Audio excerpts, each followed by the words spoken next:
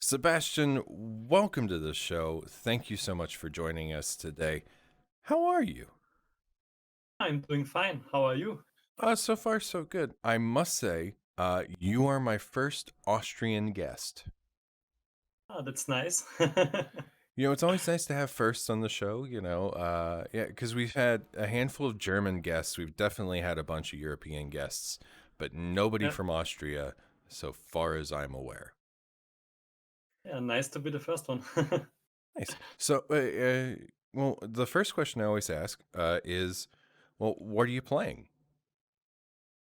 Currently I'm playing Hades, of course. Man, everybody's playing Hades. Yeah, but been playing it for quite some time now, and what I've started recently too is Slay the Spire. I know it's Okay. not the newest game, but I'm really enjoying it. I hear very good things about both of them. I do want to pick up Hades at some point because I really like Supergiant a lot. They make excellent games, and I just want to continue to support them. Uh, but Slay the Spire is not really my cup of tea. I've watched a lot of people playing it on Twitch, and I think it looks like an amazing game. I just know that I'm not going to like it. Yeah, actually, it's my first card game ever. So I tried playing Hearthstone, but the PvP aspect was a little bit too much for me, and I would like Yeah. a more cozy experience. And so Slay the Spire is really good for that. Yeah, was it the other day we were talking about Hearthstone off the show with one of my guests, and my feeling on Hearthstone is I think it's an excellent game. I hate the meta, and Yeah, so I don't like games where like everybody plays the meta. If you're not playing the meta, then you're not playing the game. You know, yeah, that's for sure. And it's just another not my problem, thing. yeah, and if you're not there since day one, it feels kind of strange. Yeah, like I Or mean, if you're not in the loop. yeah, I really enjoyed playing for like the first 6 months or so of Hearthstone, Mhm. but then nah, nah, I just lost it. Just didn't care anymore. Yeah, and another game that I'm currently playing that may be of interest to you is Half-Life Alyx. Dude, that game is so It's so good. I haven't played it through yet. I'm really enjoying every second of it. And as a developer and level designer, I'm looking at everything in such great detail. So it takes some time for me to finish it. Oh, believe me, I understand. I I've I haven't put as much time into it as I really should have, but it's so hard with so many games out there these days, and then especially like I mean Star Wars Squadrons just came out, and that is just my game right now. I love that game so much. Because God, it's everything I ever wanted, you know. So it's so fun, it's so interesting. But we could sit here and we could talk about VR games all day long. Uh, For sure. I am going to take one moment though, and I know this is your interview, but I am going to say to nope. I probably said it before the interview because this is pre-recorded. Spoilers. Um, and I'm not going to take up your time on that. So we're here today to talk about a charming little game called Weaving Tides. At least I think that's the name of it. Did I get it wrong? I didn't get it wrong, did I? No, it's all right. Okay, cool. Because the name of your team with Follow the Feathers also seems strangely like it could be the appropriate title for the game too. Um, Yeah, actually, we struggled for quite some time to find a company name that everybody agrees on and is happy with. And I really like Follow the Feathers because it puts a focus on what games are all about. They are about interaction, and Follow the Feathers is like a call to action, and it says what kind of games we want to make. So I'm really glad that we found it. huh, neat. Are you sure you're not German? Because that's a very like well engineered and thought out answer. Feels Oh, very I German. I should show you the list with the other ideas for the name, then you wouldn't say that. You know, I'm perfectly down. We'll share that after we finish with the interview, because it doesn't seem like the kind of thing that should be out there for everybody else to see. But so why don't you give us a brief rundown on Weaving Tides? Like I've spent the last day or so familiarizing myself with the game, but people out there might not have. Shame on you, but not. Okay, so Weaving Tides is a single-player adventure game, and you can think about it like a mixture of Zelda and your grandmother's sewing box. So the special thing about Weaving Tides is that the world is completely woven, and you ride on so-called carpet dragons, and you can use their stitching ability to stitch yourself through the surface of the world. And by doing so, you leave your ribbon tail behind, and with that ability, you can solve puzzles, overcome enemies, and so much more. Nice. Yeah, that was. I was watching one of the interviews that's on your press kit from your creative director, whose name escapes me at the moment. And The arena, yeah. yeah, that's what I thought it was, but like at the same time, I didn't want to commit in case I was wrong. Uh, one of the things that I really appreciated from that interview was that she mentioned that there's a possibility to play through the game entirely non-violently. Uh, Yeah, that's one of our core pillars. So we try to aim for a more cozy and relaxing game experience. And that's also what we did with our previous game. And with Weaving Tides, we want to build on that. And you can imagine if you have a stressful day and you just want to chill out a little bit, I think it's the perfect game for that. nice. Yeah, it's one of those things that I really appreciate because I mean, I've been playing video games for a very long time, uh, and so many of them are built on this core foundation of a violent interaction between the player and the world. I mean, with the exception of like a few games, like the core pillars of that being like puzzle games, like Tetris and Dr. Mario, like the old kind of classic puzzle games, but to see something like that kind of working in is it gives me the warm and tinglies. So, so thank you guys. Thank you for the praise. Well, I mean, it's something as I kind of alluded to is you don't see it a lot nowadays. You guys mentioned Bastion as one of the inspirations uh, Yeah. for your game, and with the exception of like one bit in the game, which I won't spoil in case you haven't played it, but if you haven't played Bastion, you absolutely should.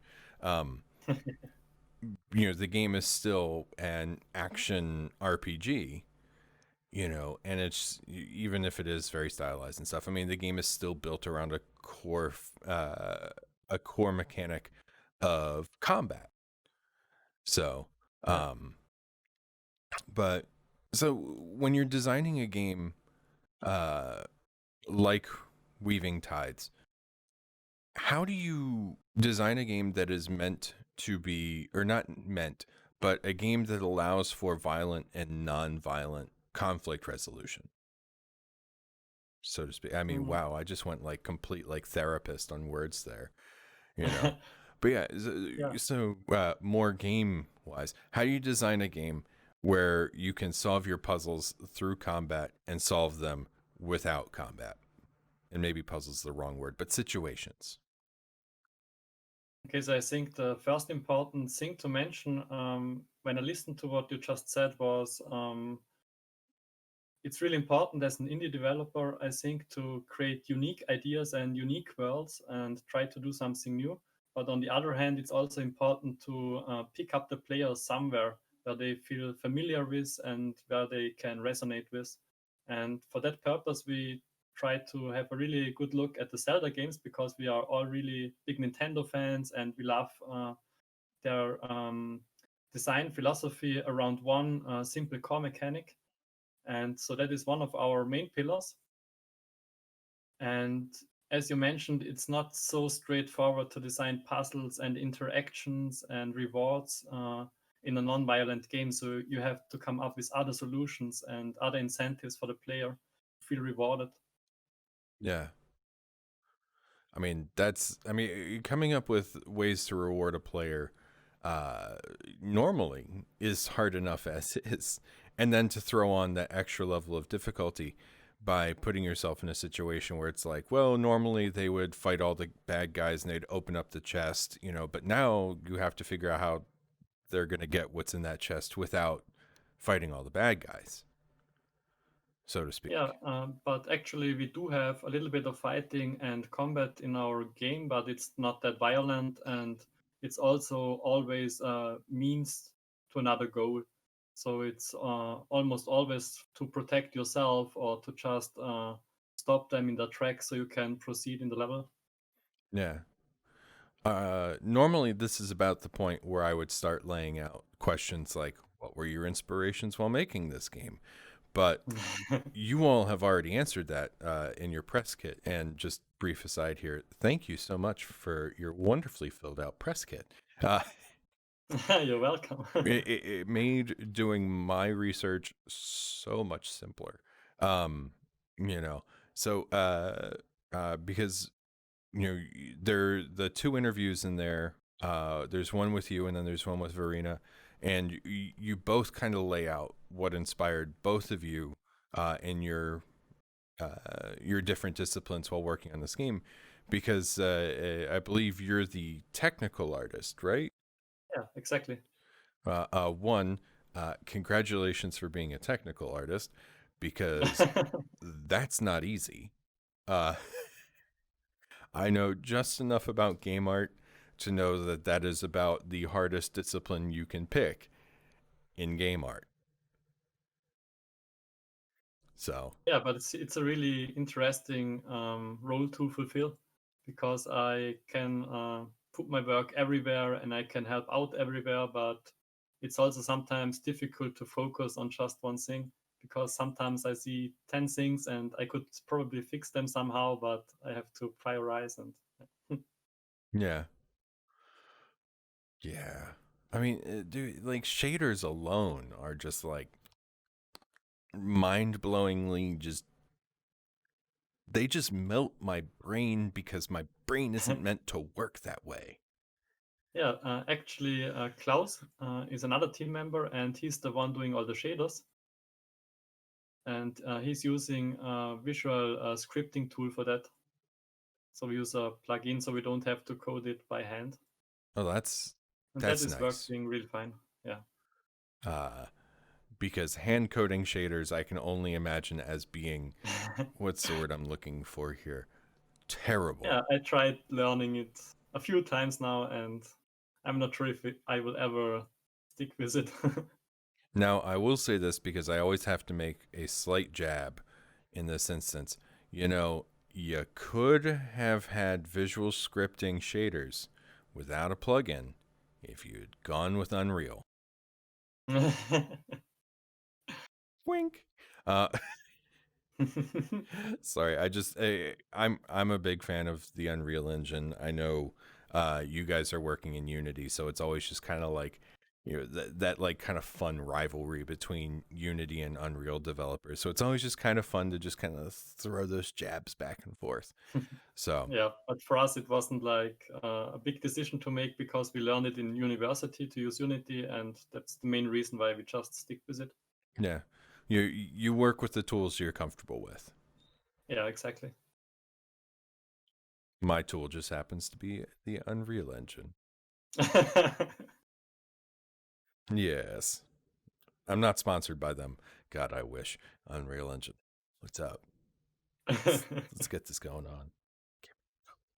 Um, but I think one of the interesting things is usually when I sit down, I get a chance to talk with developers, and I ask them like, hey, where'd your idea come from? You don't always get such a defined answer. It's always like, we were playing around and like this kind of happened.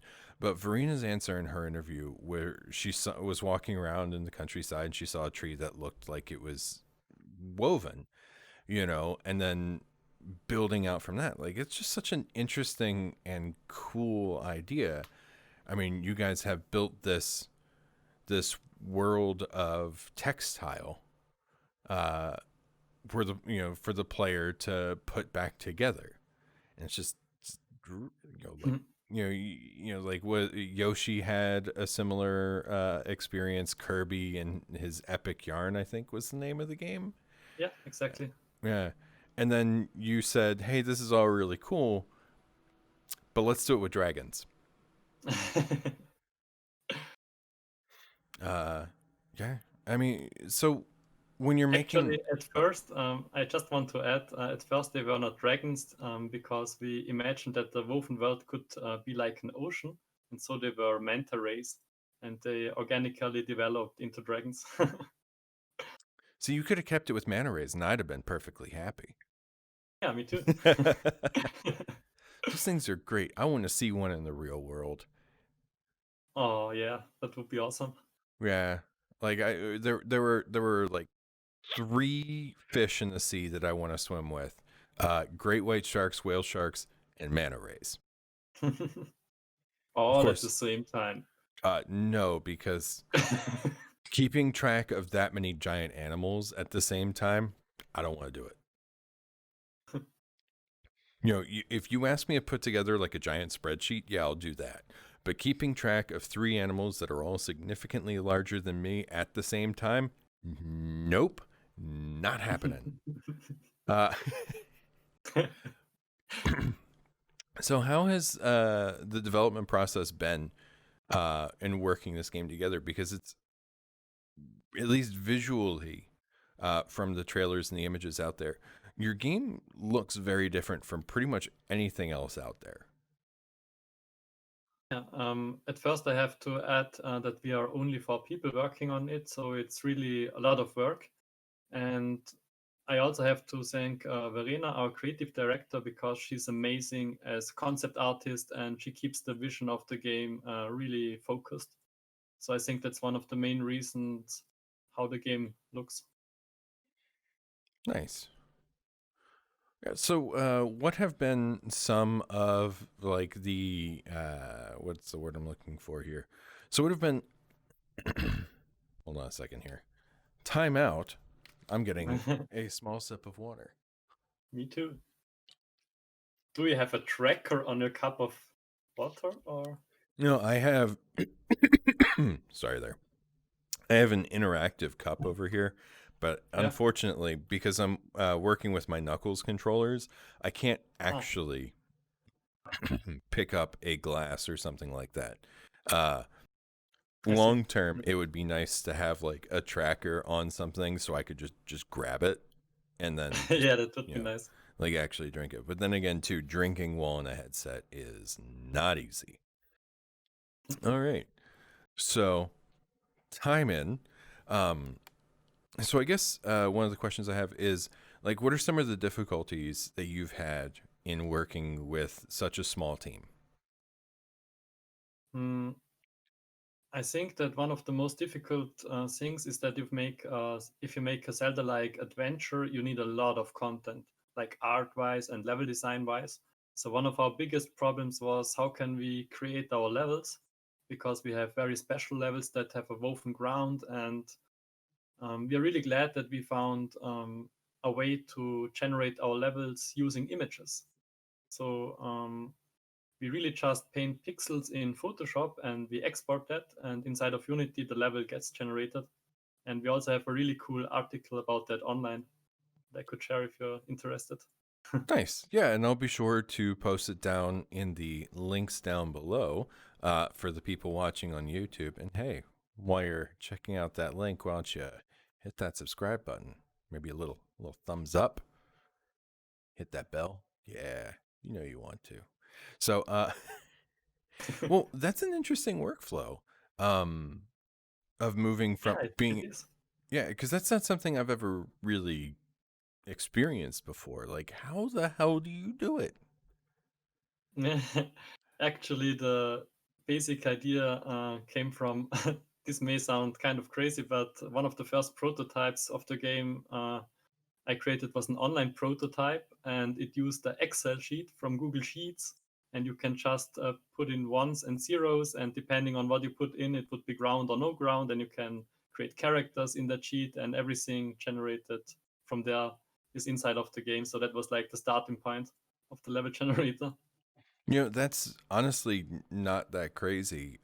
You'd be surprised especially in AAA development, how much is done with spreadsheets. Like there are entire like dialogue systems that are handled by Excel spreadsheets and plugins with various game engines to read what's in the individual cells. Yeah, and especially if you use something like Google Sheets, has a lot of advantages. So it already has built-in undo functionality. You can select multiple tiles, copy paste, you can replace, etc. So that's really useful. And if we would have to code everything from the ground up, it would have been much more work. Yeah, it would have. Oh Yeah, man. but as a technical artist, I would like the challenge. So that's the crazy thing about technical artists, I think. I mean, look, I'm all for a good challenge. I built this. Uh, but there's a point at which uh, you kind of have to find those like quick and dirty solutions because there's only a finite amount of time. Yeah, and you don't have to reinvent the wheel all the time. Oh, So I hell think no. it's really more important to just put your focus on where you create something unique and new. Yeah, I think people will appreciate that more. yeah, I've taken part in more than my fair share of game jams, and so many times you'll have somebody on that team who's all like, "Hey, well, why don't we do it like this really crazy complicated way?" And I'm like, "Because we have 2 days, and we know Yeah. this really simple generic way that everyone's going to use works." Yeah, it's paved already, and you can already use other assets too to get to the Exactly. interesting part faster. Exactly. Um, yeah. See, I appreciate the object and objective driven process of solving problems that you're exhibiting. One of my personal favorite sayings: "I like the cut of your jib, Sebastian." Yeah, thanks a lot. I like your screen. Oh, thank you. You're Uh, welcome. I'm working on stuff for this to give it a bit more character, so I won't have to be as animated to bring a get across like what's going on. But uh, there is one big question I do have to ask because you explicitly mentioned Bastion as an inspiration, and Yeah. as excellent of a game as it was, I have to say that the most memorable thing about that game was the music. Did its music also inspire your choices in music as well? You totally see through it. So actually, the two guys that are creating the audio and music for our game, they are not part of our core team, and we studied with them together in university. And one of the really big inspirations for the soundtrack was Bastion, as you said, and Hollow Knight, Hmm. and of course a few others too. But yeah. No, it's all because the Bastion soundtrack is amazing. And Uh, one thing that I would like to add, I think that's a really funny story because everyone in our team has played Bastion before, and we never talked about it because it was just a game and we played it and we really liked it. And when we were talking about Weaving Tides and the concept, it was so interesting because everybody played through the game, but we all had kind of our different experiences. So Verena was really focused on the narrative side and the story, and I was like, "What? Okay, I didn't even know that it was like that." And I was more focused on the mechanics and the weapons, for example. So it was really interesting. yeah. Well, I think Verena and I would get along very well because that's precisely what I focused on.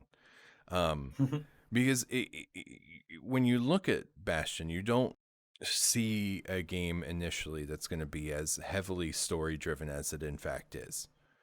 It looks like an action RPG, you know, but there's that extra added level of depth and complexity to it that just, makes it just so heartwarming and personal.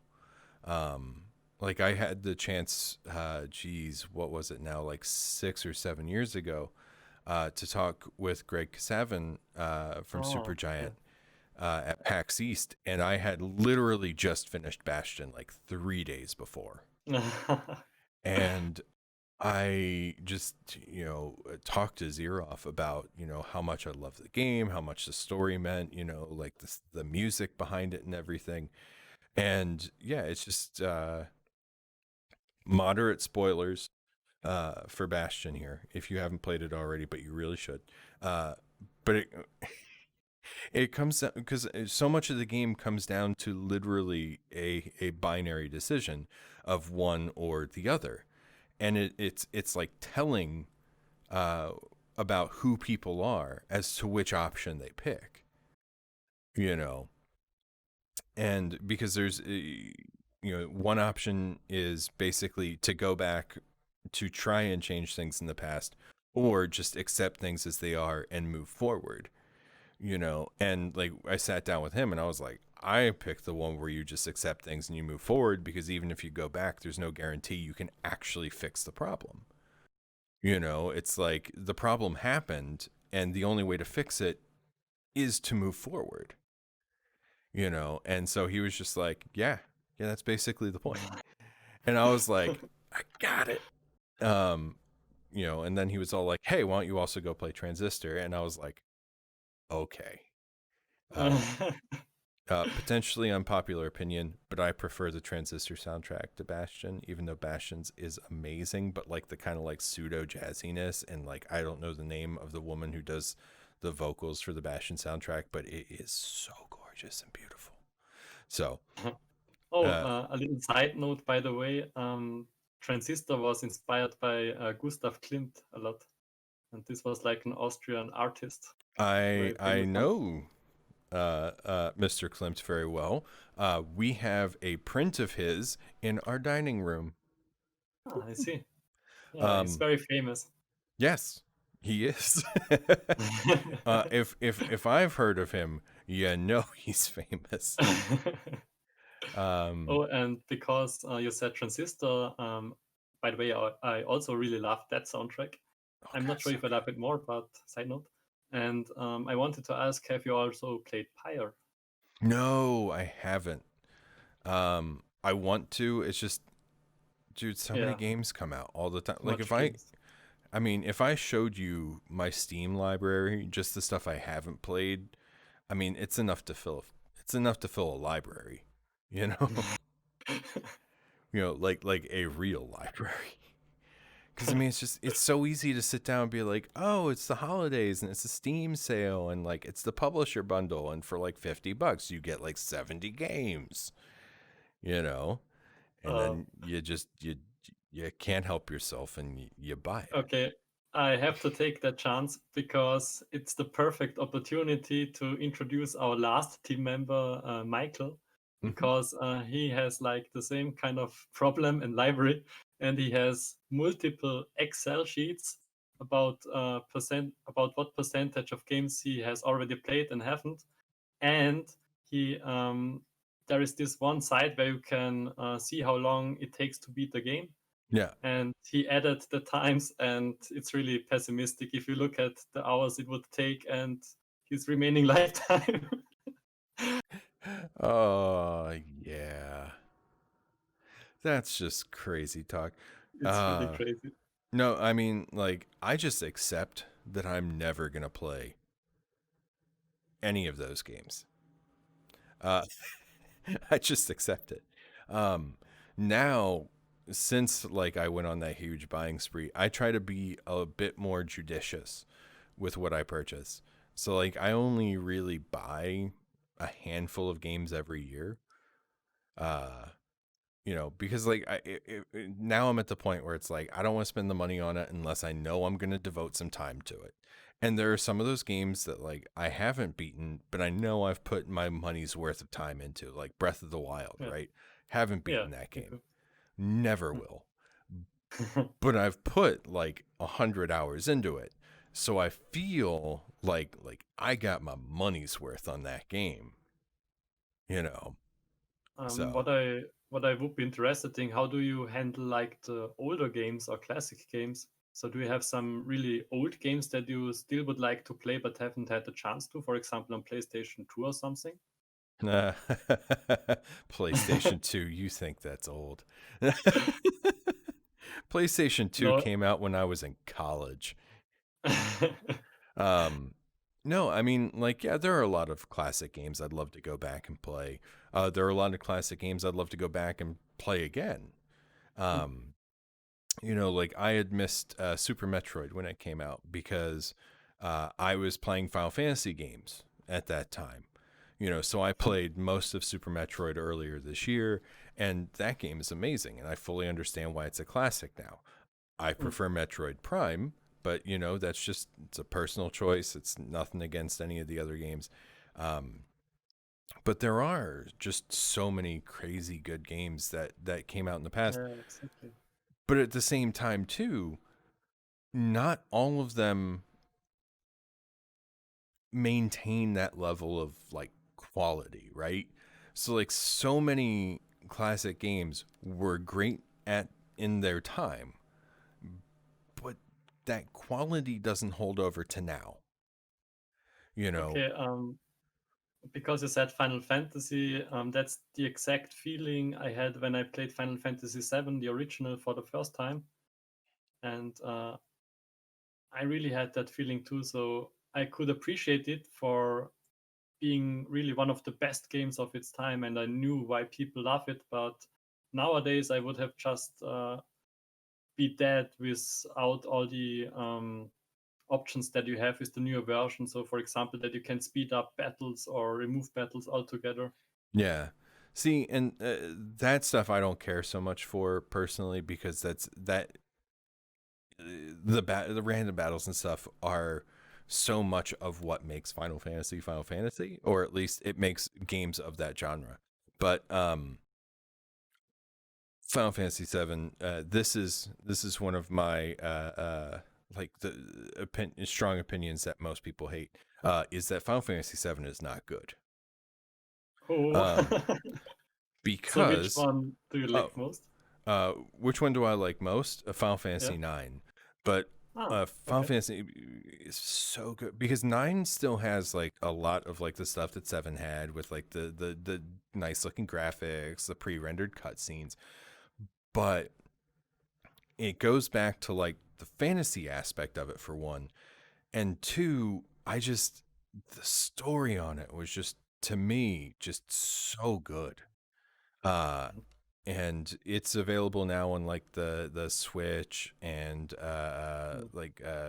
the Virtual Console for like PlayStation 3 and PlayStation 4 and whatnot.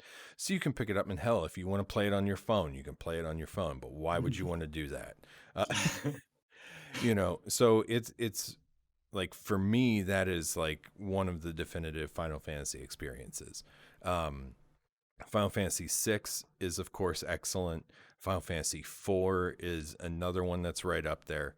Uh, it's really like I didn't like 8. I Mhm. really didn't like 10. Um, like, I only know 10 from the memes. dude, like 10 had some great things to it that I loved, but as a Final Fantasy game, I thought it was garbage. Um, And then I loved 11, the first MMO one. And then 12 was just, I couldn't play it. I couldn't play it. Hmm, So it's just, and like I hear very good things about 14, and maybe, or not 14. I hear very good things about 15. yeah, 14 it's the felt like, boy band. yeah, Final Fantasy 14 just felt like World of Warcraft with modded for Final Fantasy. But Mhm. I don't know, man. I just especially now, like I want the game to kind of go back to its roots, to the fantasy setting, as opposed to like the sci-fi fantasy thing that they've had going on for the last 20 years. So, but God, we went off on one hell of a tangent there. Yeah, it's if you start talking about Final Fantasy, opinions start to flow. Well, I mean, it's one of those series. It's like Mario Brothers is another series that elicits strong opinions. Um, like Elder Scrolls, another one, especially like in the U.S. Like people over here, like they lose their minds over Elder Scrolls games, uh, which I don't get. But to each their own. Yeah. I'm a Mass Effect person. Like there are rumors that we're going to be getting a Mass Effect trilogy remaster this year, and oh my god, I want it so bad. Yeah, let's see about how they change the ending again. Look, man, there are very few hills that I will choose to die on. One of them is that the ending for Mass Effect 3 was good. Just 99% of people who played it didn't get it. Because like so here okay, I'm gonna soapbox here for a little bit. So um prior to Mass Effect coming out, or the Mass Effect series coming out, uh, video games had very few traditional literary epics, right? So the idea not of something of like grand scale, but the literary epic where a hero, a great evil or great challenge has arisen in the world, and a equally great hero has to step up to shepherd the world into a new age. Ha ha ha, shepherd.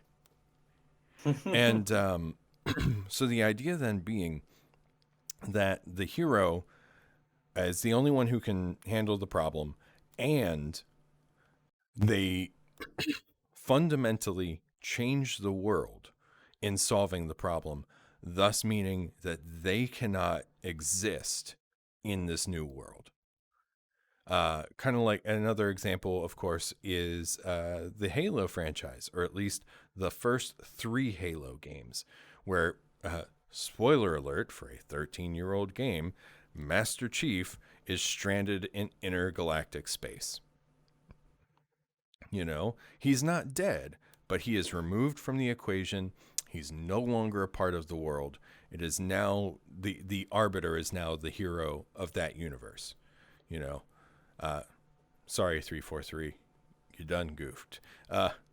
Not to say your games aren't good, they are, but you done goofed. You know, so we get this idea at the beginning of Mass Effect that the Protheans, the ancestor, the precursor race, are wiped out by these big interstellar bads, and at that moment, Commander Shepard becomes the epic hero because he now is the only person aware of the epic problem. So at that moment, within 2 hours of starting that game, I'm sitting there and I'm like, when this story's over, this guy is dead. So I knew from right then that this was not going to end a way that people wanted. And so when we get to Mass Effect 3, and everybody's all like, well, what did my choices matter? Because they wanted a quantifiable what's the word I'm looking for here? A quantifiable, measurable impact from their decisions. They wanted them to like have this, to be able to sort things out. They wanted, X number of points, whatever, for saving the Rachni Queen, or freeing the people from the Tholian, or all that stuff, which I get. But the problem is that those experiences weren't to give us points, but they were to inform who we, the players, were as Commander Shepard. So at the end, when we're offered these pretty crummy solutions relative to what we're expecting as players, because we want to be able to like perfectly fix the problem, because we're the players and we're like the gods of the game worlds and stuff. They didn't realize that the whole point leading up to that moment was to inform us on how to make the best decision that was congruent to our character out of the options, or out of the options that were available to us. And it was just like it was real, because when you and I are out in the world and we're going about our day, we have to make decisions based on the best information we have at hand, right? We would love to like be able to know that if we help this person over here, that it's going to help us in this problem over there, but we don't know that. But every decision we make builds the foundation of who we are as human beings, as individuals. And so when we meet these big decisions in our life, we have all of this experience to draw from to inform that decision.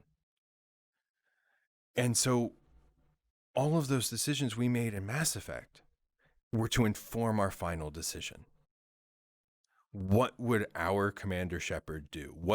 Or not even what would our Commander Shepard do? What would we do? And I looked at, as I'm standing there and I have to make my choices, what would I do in that situation? What would I, the person who has lived through all of these experiences, what would I do? And that's what the point was. It wasn't to have the biggest, baddest fleets going up against the Reapers. It wasn't, it wasn't to have like your A New Hope ending where you walk up and you get coronated and you get the medal. It was to put a human being there at the definitive moment of the Mass Effect universe and to make the defining decision. That's what Mass Effect was about. And that's why that ending was amazing. So, there we go. Yeah, it definitely had a big impact, you could say. Yeah. I mean, people have been talking about it, so I think in some way it for achieved 8 years. what it tried to do, I guess. Yeah. And I mean, it's it's polarizing. It absolutely is, because so many people are go to me, or their response generally is something along the lines of, it's a video game. And I'm like, yes, it is. But that doesn't mean that it can't have a really, really, really kind of deep and meta ending that is outside the scope of what games have done before. Games should even do that more often, I think. Exactly. They are so interactive and pulling you inside of them, so yeah, there's a lot of chance to evoke emotions, and not only all the simple emotions, but more deep emotions like you were talking about. Exactly. And it's one of those things where it's, people weren't ready for it, and I doubt they'll be ready for it whenever somebody gets the courage to try it again. But eventually they will, and eventually people are going to get it. So, soapbox over. Well, dang, man. We've had a really fun talk. And I'm not going to let you go quite yet, because there's one last thing I need from you. And there's this bit where I don't let people leave until they answer the 5 questions. So, Sebastian, if you didn't get quite that far in your research of the show, and for any first timers out there, the 5 questions are a series of, well, 5 questions that I put together before the show that have nothing to do with anything that we have talked about thus far, with the exception of one of them because we kind of like tangentially talked about it a teeny bit. So, Hmm. are you ready? I'm ready. All right. Question number 1. What is your favorite cartoon? Hmm. I love watching anime, and that would be too much answer, so I'm sticking to Full Metal Alchemist. Brotherhood or just Full Metal Alchemist? Brotherhood. Okay. Uh, question number 2. Who is your favorite Star Wars character? Yoda. Word. Baby Yoda. Dude, Baby Yoda's the best. Baby Yoda. He's really the best. Dude, I can't wait for Mandalorian season 2. That's gonna be so good. All Yeah, we right. are waiting too. Oh God, the child. I love him. I will protect him. Uh, question number 3. What is your favorite sport to watch? To watch. Hmm. Yeah, because like, I, yeah, baseball is my favorite sport, but I don't really enjoy watching it, especially not on TV. Like in person, it's different, but you know. I'm really into martial arts and I practice Aikido. Oh, And I word. also like watching documentations about Aikido. And it always looks like they are dancing, but if you are practicing it yourself, you know that it works.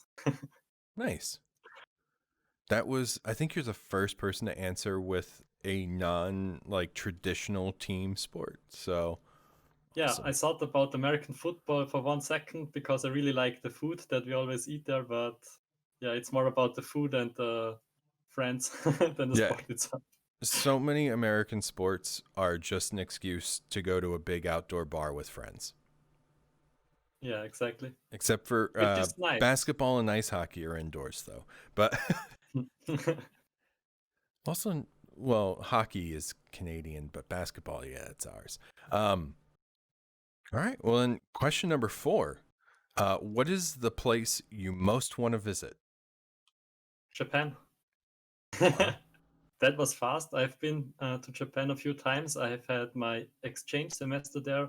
I know a little bit of Japanese, and I really, really want to go there again and eat delicious ramen. Uh, wait, you said salmon? Yeah. Ramen? Is that? Ramen? Oh, Don't ramen, know the ramen. ramen. Sorry, I thought it just Sometimes like I'm good at catching people's or like parsing accents. I've talked to drunk Scottish people before and understood them. But every now I and then there's like 1 or 2 words that I just miss. So I just wanted to be I positive. should have said sushi because it was also really delicious.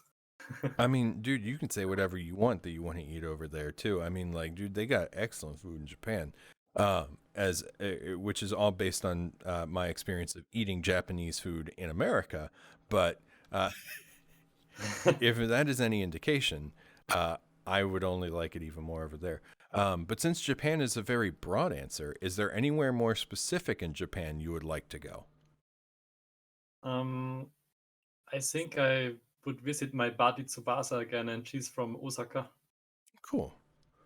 I I really haven't liked it there. I haven't been to Japan, but I definitely want to go to Tokyo. And my wife went to Kyoto, and she absolutely adored it. So I think Oh, that's on my list as well. yeah, Um, it should be. yeah. Well, I also in their Universal Studios because I want to go to their Super Mario World. Oh, yeah, that would be awesome.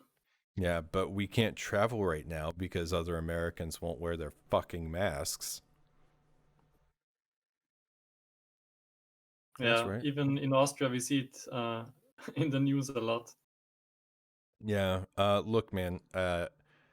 On behalf of like a handful of Americans, let me apologize for us royally screwing this all up. We don't want to be screwing it up, but some people are screwing it up for us. So, I mean, you are and you are or you are even wearing a monitor. So Yeah. Oh yeah. Like, dude, this is nothing's coming out of here. Well, question number 5: who is your favorite artist? hmm.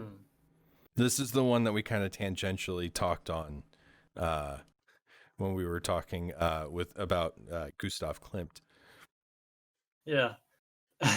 I was thinking about it, and I think I really stick with Gustav Klimt because it just had such a big impact on my childhood. Maybe you know the anime Elfenlied. There was also in the intro already a really big picture of him reimagined as an anime, and Hmm. then Transistor. So it's just so awesome if you know the artist, and then sometimes later he appears in your life somewhere. Yeah, has a very unique and interesting style. Yeah, that's for sure. Uh, well, Sebastian, it has been amazing having you here. Uh, is there, aside from the Twitter profile for the studio at Follow Feathers, which I have been showing on that wonderful little name tag in front of you, is there anywhere else people should go to find information on Weaving Tides moving forward?